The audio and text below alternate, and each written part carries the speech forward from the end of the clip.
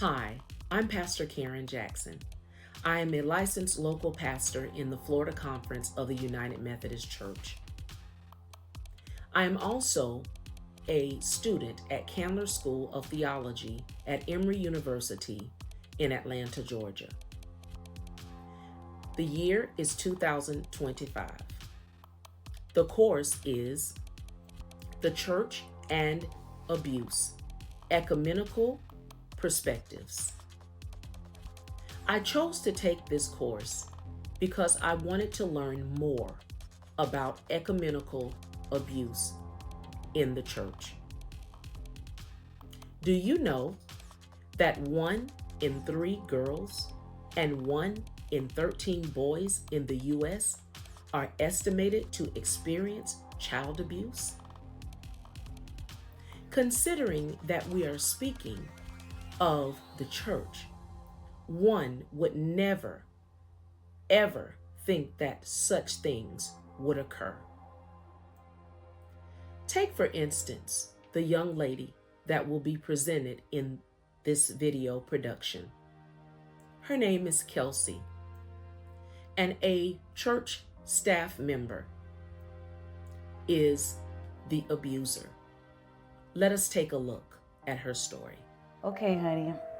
Deacon Fry is going to take you home because Bible study's not over, and I have to go to work, okay?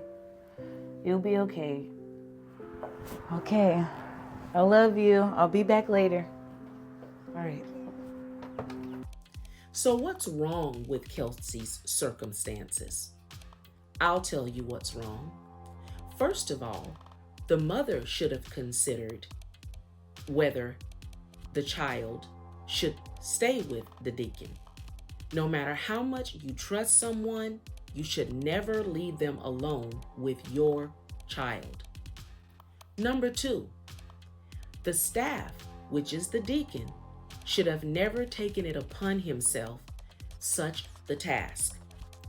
And 3, he broke the rules because according to United Methodist policies concerning youth, at least 2 non-related adults, including at least 1 screened adult, will always be present.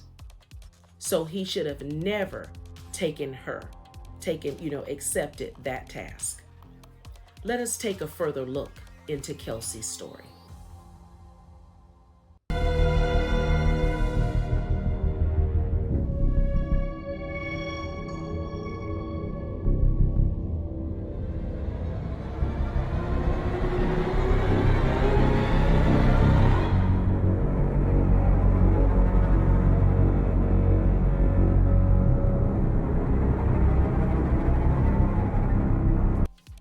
An adult should never transport a child, youth, or other vulnerable person alone.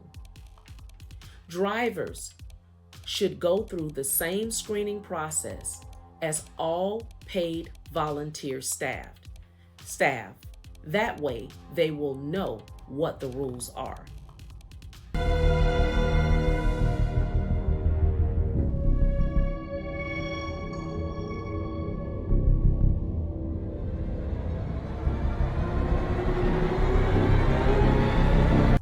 So there are a few things to consider about Kelsey's current situation. First, how did she end up at a park?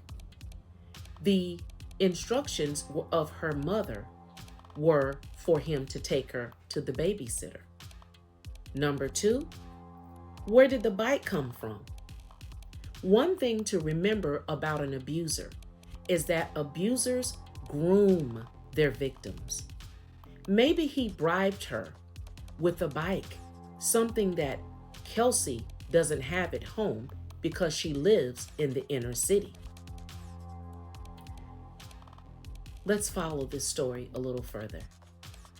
I trusted Deacon Fry. I didn't know he was going to hurt me.